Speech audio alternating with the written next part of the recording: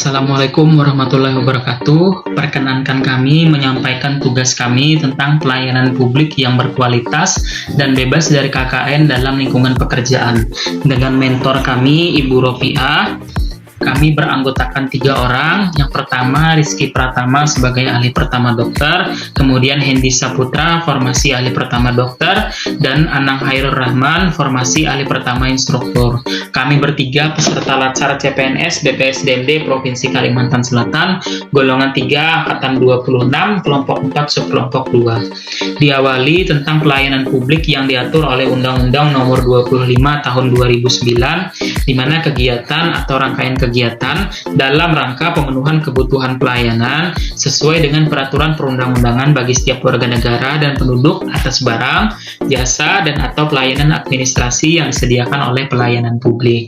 Di mana hakikat dan prinsip pelayanan publik ini mengandung arti pemberian pelayanan yang prima kepada masyarakat yang merupakan kewajiban aparatur negara sebagai abdi masyarakat, di mana di dalamnya harus terkandung 11 unsur ini, yaitu unsur transparan, responsif, partisipatif, aksesibel, berkeadilan, akuntabel, efisien, efektif, mudah, murah, dan tidak diskriminatif.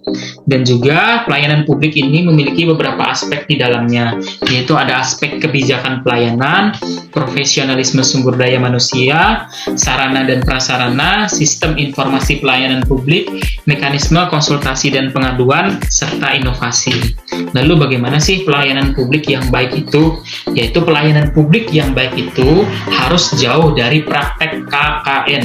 KKN itu ialah korupsi, kolusi, dan nepotisme. Iya, benar sekali Saudara Rizky. Jadi, pelayanan publik yang baik itu adalah pelayanan yang jauh dari KKN. Nah, apa itu KKN?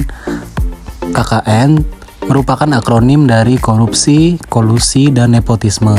Untuk korupsi sendiri merupakan perbuatan yang dilakukan dengan maksud memberikan keuntungan yang tidak sesuai dengan tugas resmi dan hak orang lain. Untuk kolusi merupakan suatu kesepakatan atau persetujuan dengan tujuan yang bersifat melawan hukum atau melakukan suatu tindakan penipuan. Sedangkan nepotisme sendiri yaitu mendahulukan atau memprioritaskan keluarganya, kelompok, golongan untuk diangkat dan atau diberikan jalan menjadi pejabat negara ataupun sejenisnya. Setelah itu saya akan menjelaskan pelayanan publik bebas KKN sesuai dengan tupoksi masing-masing. Yang pertama dari tupoksi instruktur, yaitu tidak menerima suap atau hadiah yang diberikan calon peserta pelatihan agar diluluskan seleksi pelatihan. Yang kedua, tidak menandatangan asesor yang mempunyai hubungan kekerabatan dekat dengan instruktur. Yang ketiga, tidak menyalahgunakan wewenang dalam pengadaan alat dan bahan pelatihan dan mengambil manfaatnya untuk kepentingan pribadi. Dan yang terakhir yaitu menolak jika diminta ikut serta dalam kampanye baik di media sosial ataupun sebagai tim ses oleh golongan tertentu. Selanjutnya, untuk pelayanan publik bebas KKN sesuai tupoksi dokter, yaitu memberikan pelayanan medis sesuai dengan antriannya saat praktik, terkecuali hanya kasus yang perlu penanganan segera. Menuliskan hasil visum medis sesuai dengan temuan aslinya, tidak merubahnya dalam keadaan tekanan ataupun kepentingan siapapun. Yang ketiga, bekerja sama dengan perusahaan obat dengan tidak mengambil keuntungan yang dapat merugikan masyarakat banyak, seperti obat expired atau harga yang tinggi. Yang terakhir yaitu melakukan pemberian vaksin COVID-19 sesuai dengan standar dan SOP yang berlaku. Tidak merekayasa sediaan vaksin dosis yang digunakan untuk pribadi. Selanjutnya, teman saya Anang akan menjelaskan tentang zona integritas. Selanjutnya adalah zona integritas. Zona integritas adalah predikat yang diberikan kepada instansi pemerintah yang pimpinan dan jajarannya mempunyai komitmen untuk mewujudkan wilayah bebas korupsi atau wilayah birokrasi bersih dan melayani melalui reformasi birokrasi, khususnya dalam hal pencegahan korupsi dan peningkatan kualitas pelayanan publik. Langkah-langkah membangun zona integritas. Yang pertama, pencanangan zona integrasi, yaitu penandatanganan fakta integritas oleh seluruh atau sebagian besar pegawai dan pernyataan komitmen telah siap membangun zona integritas.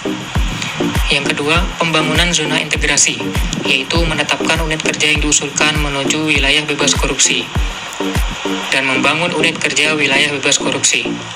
Yang ketiga, pengusulan, yaitu penilaian mandiri oleh tim penilai internal, kemudian mengusulkan ke pimpinan, dan pengusulan ke Permenpan RB. Kemudian yang keempat, review tim penilai nasional. Yang kelima, penetapan wilayah bebas korupsi atau wilayah birokrasi bersih dan melayani, yaitu Permenpan mengusulkan kepada instansi agar unit kerja ditetapkan sebagai wilayah bebas korupsi. Menpan RB menetapkan unit kerja sebagai wilayah birokrasi bersih dan melayani. Kesimpulan, praktik KKN, yaitu korupsi, kolusi, dan nepotisme, harus dihindari oleh para ASN. Sebagai seorang ASN, harus memberikan pelayanan publik yang berkualitas dan bebas dari korupsi, kolusi, dan nepotisme. Seorang ASN harus menerapkan core value beralhaq untuk dapat terhindar dari korupsi, kolusi, dan nepotisme. Terima kasih. Semoga video ini bermanfaat. Wassalamualaikum warahmatullahi wabarakatuh.